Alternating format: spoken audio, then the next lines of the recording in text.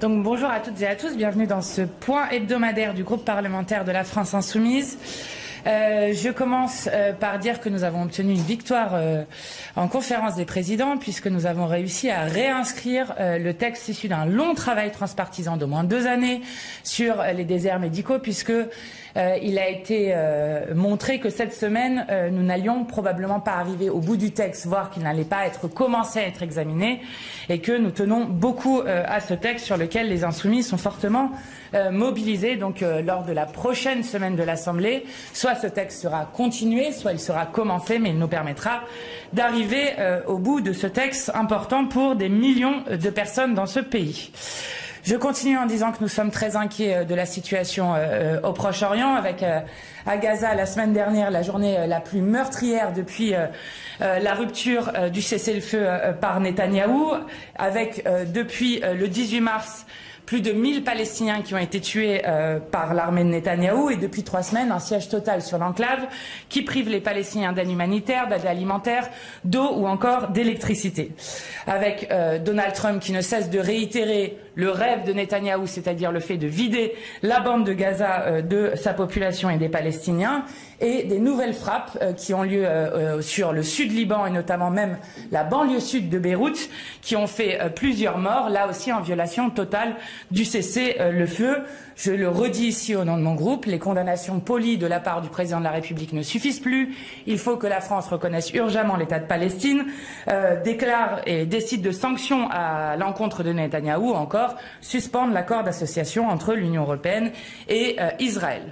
Alors, au moment où, dans notre pays, se posent des questions qui sont essentielles, évidemment, face aux plus grands défis du XXIe siècle, comment conserver un écosystème compatible avec la vie humaine, au moment où il y a des centaines de milliers de personnes qui sont à risque ou vont perdre leur emploi, au moment où Sanofi, par exemple, annonce qu'après le Doliprane, les médicaments sur les maladies cardiovasculaires, je ne sais quoi, eh bien, veut abandonner l'Aspégique, où plusieurs parlementaires, notamment la présidente de la Commission des affaires économiques, mais aussi Jean-Luc Mélenchon, présent hier, était en soutien des salariés de Sanofi, au moment où il y a un nombre record d'expulsions, un nombre record de personnes qui se trouvent coupées avec des coupures d'électricité, ou encore au moment où la faim explose, eh bien le Premier ministre français décide, lui, que l'urgence, c'est d'organiser un grand débat sur qu'est-ce qu'être français.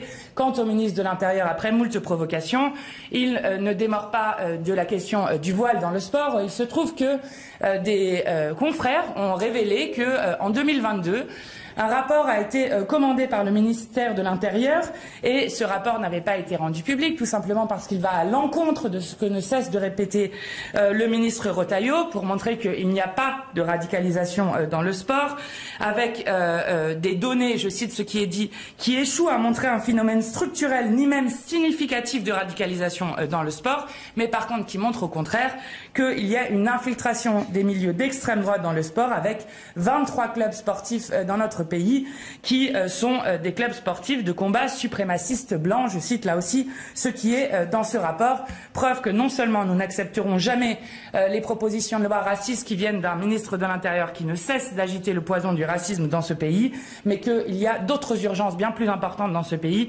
que de pourchasser les femmes musulmanes parce qu'elles porteraient un voile.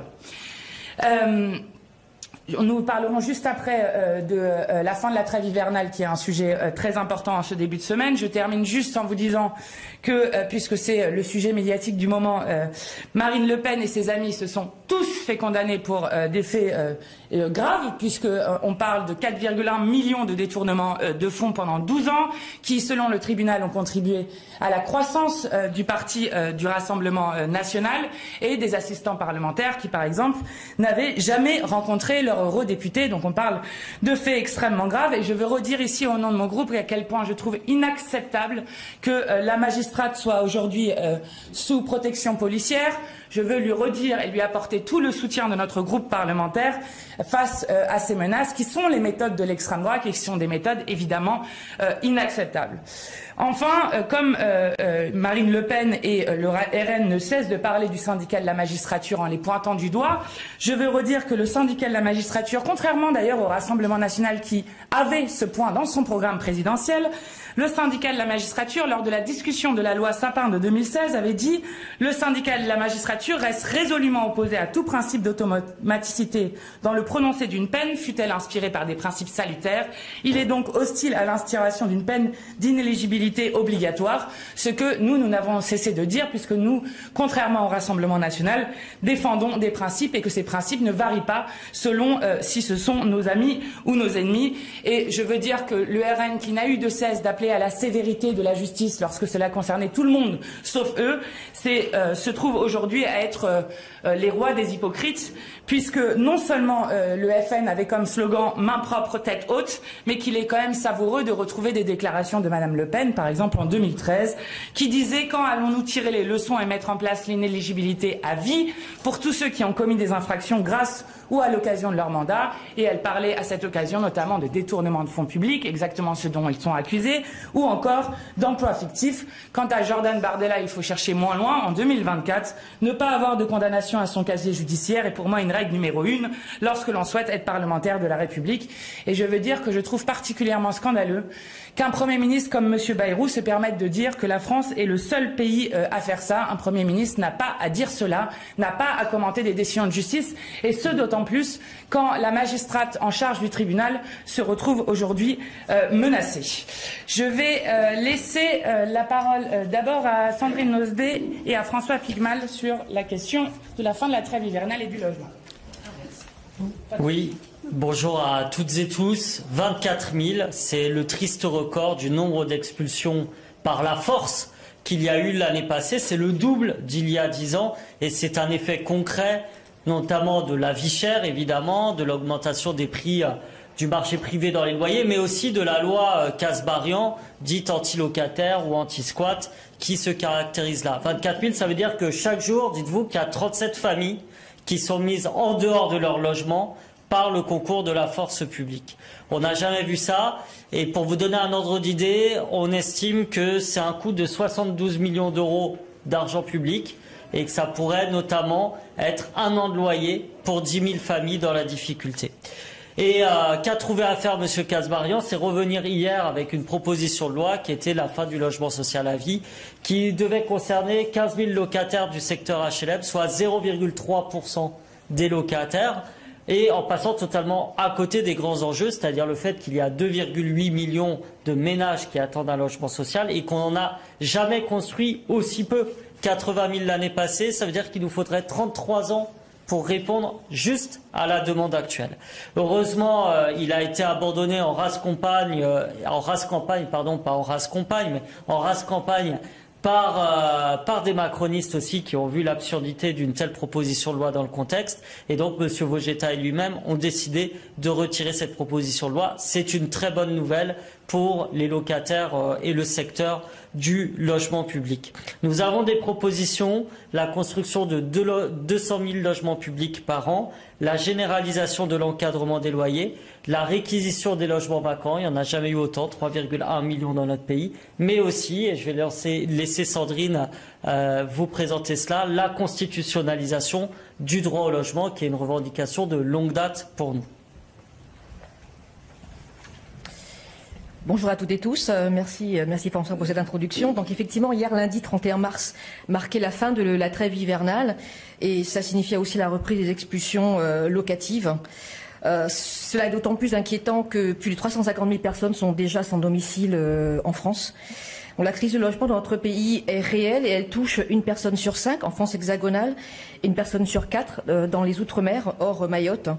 Face à cette crise qui s'intensifie en dépit de la loi SRU, de la loi Dallot, pour ne citer que ces mesures, face à des politiques austéritaires, aux coupes budgétaires et au démantèlement du logement social, le droit au logement aujourd'hui en France n'est pas effectif. Alors que le droit au logement est un droit fondamental, lié au droit à la dignité humaine et qu'il est un droit déjà reconnu par les textes internationaux, en France, ce droit fondamental n'est pas reconnu et n'est pas notre Constitution. C'est pourquoi, avec mon collègue François Pigmal et nos équipes parlementaires, nous avons décidé d'écrire une proposition de loi constitutionnelle pour inscrire le droit au logement de notre Constitution. Cette proposition de loi est une demande aussi qui émane des associations, chercheurs et syndicats que nous avons rencontrés et avec lesquels nous avons pris le temps d'échanger pour écrire ce texte au mieux. Elle est avant tout un acte symbolique fort, car inscrire le droit au logement dans la Constitution, c'est renforcer la valeur juridique du droit au logement, c'est obliger l'État à mettre en œuvre des politiques publiques concrètes pour faire respecter ce droit par une obligation de résultat. C'est rendre obligatoire la mise en œuvre d'une politique d'hébergement d'urgence effective. Cette proposition de loi constitutionnelle a été proposée à co-signature aux autres membres du NFP. Elle est le début d'un long chemin afin que le droit au logement soit enfin constitutionnalisé, comme c'est déjà le cas dans d'autres pays. Et comme nous, la France insoumise, considérons que cela doit être le cas en France, ainsi que les co-signataires de cette proposition de loi. Merci. André Tourigna. Bonjour à toutes et à tous. Alors moi je voudrais vous parler de la décision de Monsieur Retailleau de procéder, d'engager une procédure visant à dissoudre les groupes de supporters. C'est une décision gravissime. Il ne faut pas s'y tromper, qui porte atteinte à nos libertés et donc aux libertés de chacun et de chacune. Le ministre de l'Intérieur masque son autoritarisme par une confusion volontaire entre des hooligans, je pense donc aux Offenders Strasbourg et à la Légion X de Paris, des hooligans qui affichent, qui assument et qui revendiquent leur violence, et des groupes de supporters comme la Brigade Loire de Nantes, les Magic Fans et les Green Angels de Saint-Étienne, qui sont des groupes de supporters ancrés dans la vie locale.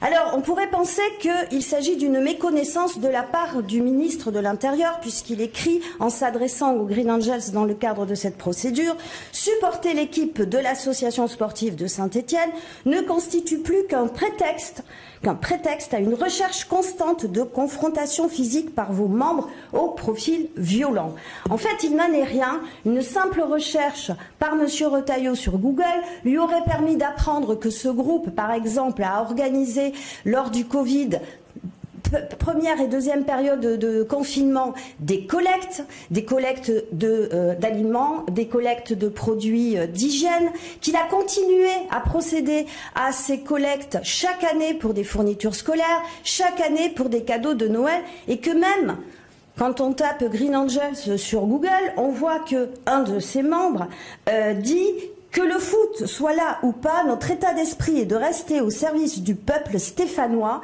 Le mot solidarité a toujours eu une résonance particulière ici.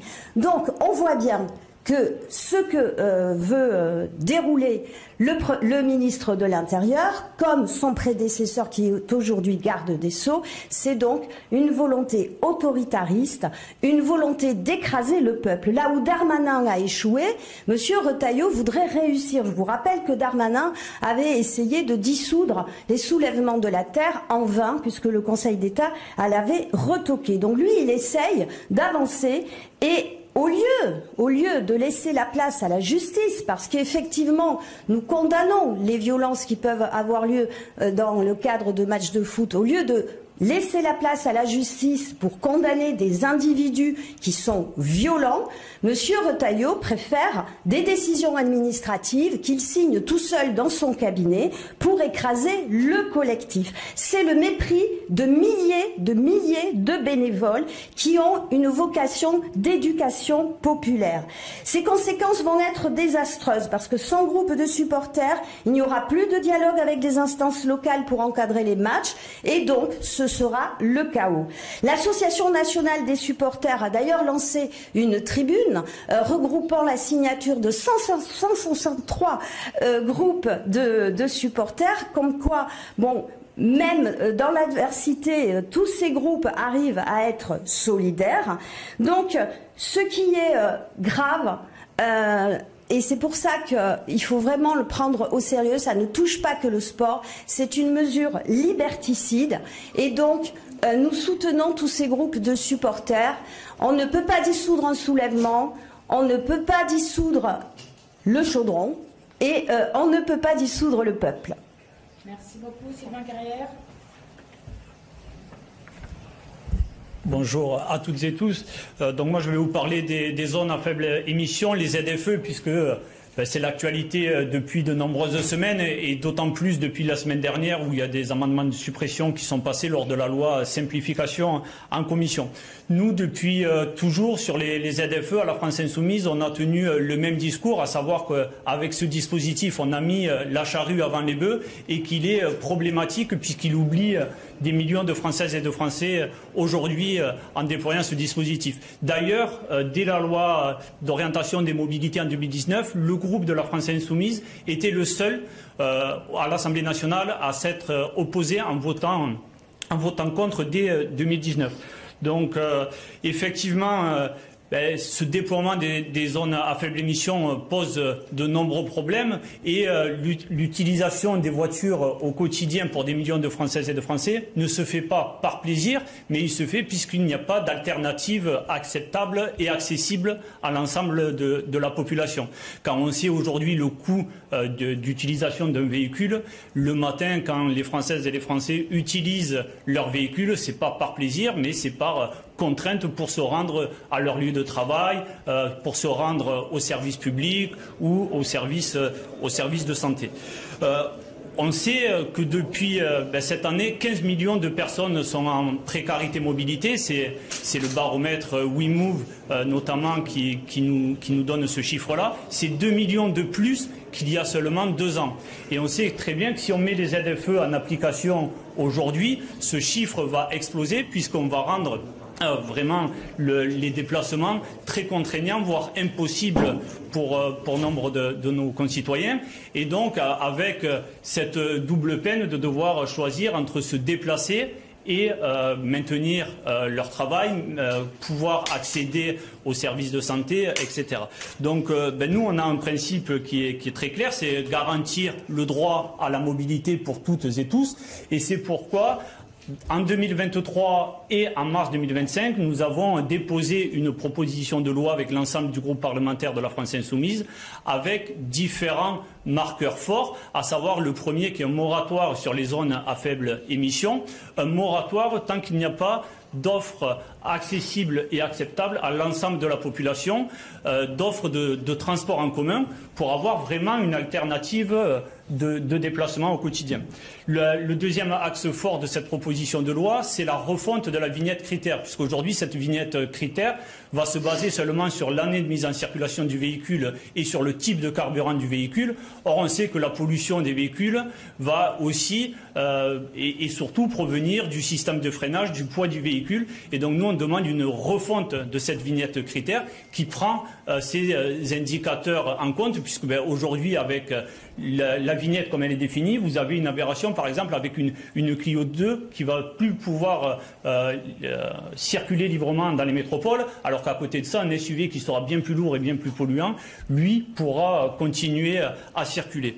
Et ensuite, un troisième axe de cette proposition de loi, c'est un accompagnement aussi, puisqu'on sait très bien qu'on ne pourra pas supprimer la totalité des voitures dans les métropoles, et c'est de permettre, en tout cas aux personnes qui veulent changer de véhicule, un accompagnement avec la remise,